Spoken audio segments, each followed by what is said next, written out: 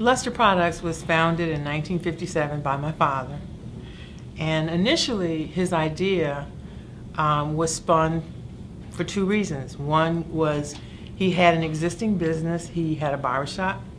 He was a barber, and he wanted to create products that were good and could be used in his shop. His second reason was just basically to take care of his family. We have an array of products for various markets. We have shampoos, we have conditioners, we have relaxers, texturizers, we have hairsprays that include sheen sprays, glossers, you name it.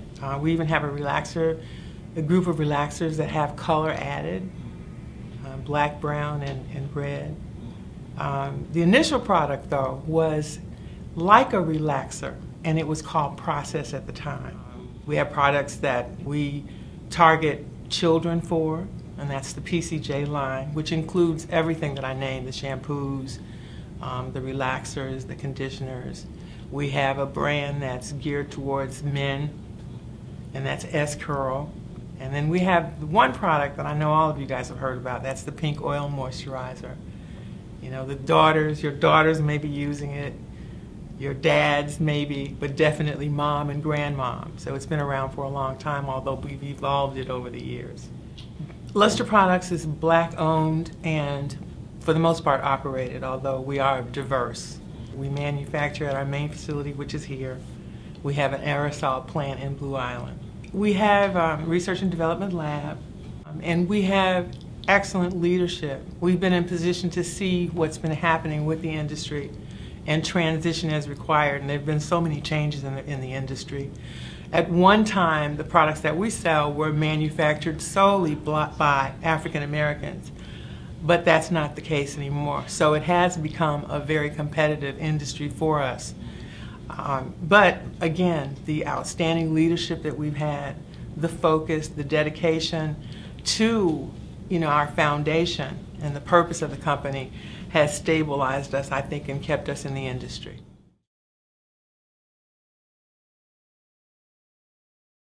Luster Products Black Heritage Foundation was really founded by my late father, Fred Luster Sr., and he was a staunch believer in just supporting the community that supported us. Without the community, we wouldn't exist. And he wanted to give back. He wanted to be an example. He wanted to have his giving be very visible to encourage others to do the same as well. Our primary event is the Luster Products Black Heritage Golf Outing. And it is a tremendous outing. It sells out every year, all kinds of community support. And it's a great time.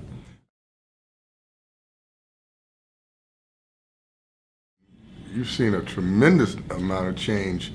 You've seen changes in consumer taste, the type of products that they require, style preferences. You've also seen changes in business in general. We went from needing people who could really just, like myself, who could fill jars real well and label jars, to people that can work automatic equipment. We went from having managers to needing engineers. We went from having outside chemists to having inside scientists. So a lot has changed within our business and the exterior. It's a cost to do business with some of our key customers. Just change. It's been all about change. Our products are available in about 70 countries as we speak. Technology has been a godsend. Like with anything new, you say, oh, well, do we really need that?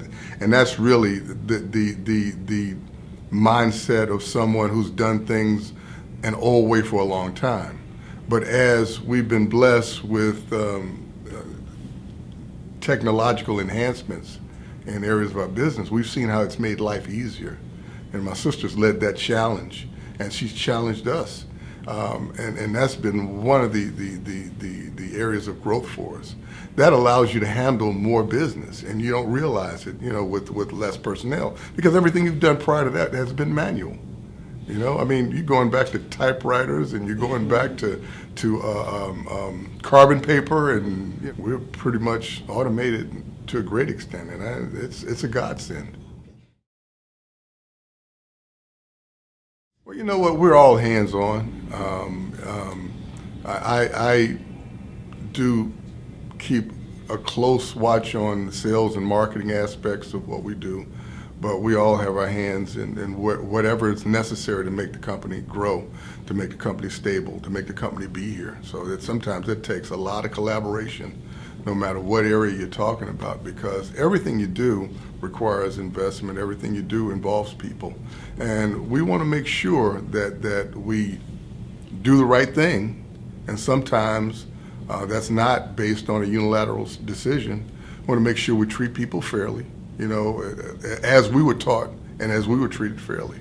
So we collaborate an awful lot, and that's what we do.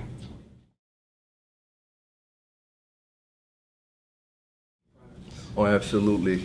Ken, we manufacture all that we sell right here at our main facility. And we manufacture and package too. Make sure we ensure the quality of our product that way.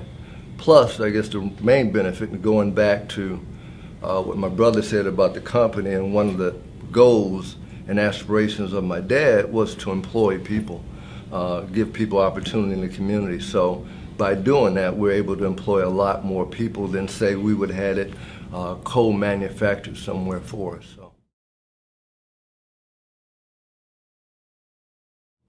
it's great to be an entrepreneur, but if you really have the spirit of trying to help others, I think that will help propel you through some of the obstacles and challenges you'll be faced, because it's not necessarily all about you as an individual, and that was the beauty of my dad. It's funny, I was just reading a book, but in that book it talked about real heroes. And one of the things about real heroes, they're able to get out of themselves and their self-centeredness to do things for the good of people and mankind. And so I think that that is a very important thing that we need in the community, to not only help the person that is the entrepreneur, but help those people that he can bring along with him in terms of his success.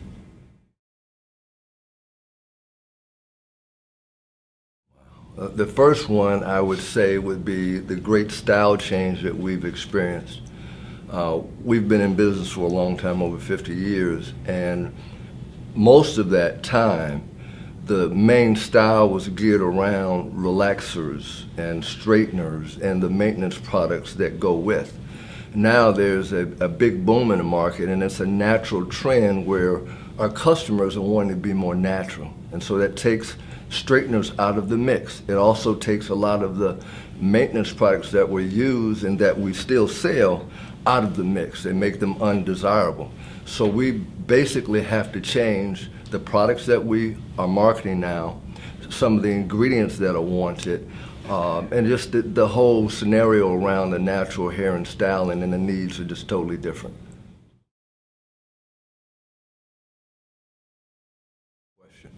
It's very competitive, and it's so very different than when we started the business years ago. Our main competition years ago were companies like us, formed by Black family-owned entrepreneurial type organizations, to now multinational conglomerates. And the biggest challenge we face with them is their ability to market, their ability to buy. They can buy a lot more raw materials per se, so their costs are cheaper.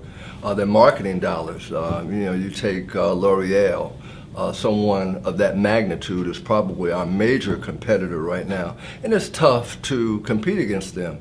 But we can't focus on them as much as we can focus on ourselves and just trying to be better each year. And that's how we deal with competition. We try to better our offering. We try to strengthen our relationships with our customers, both first line and our consumers.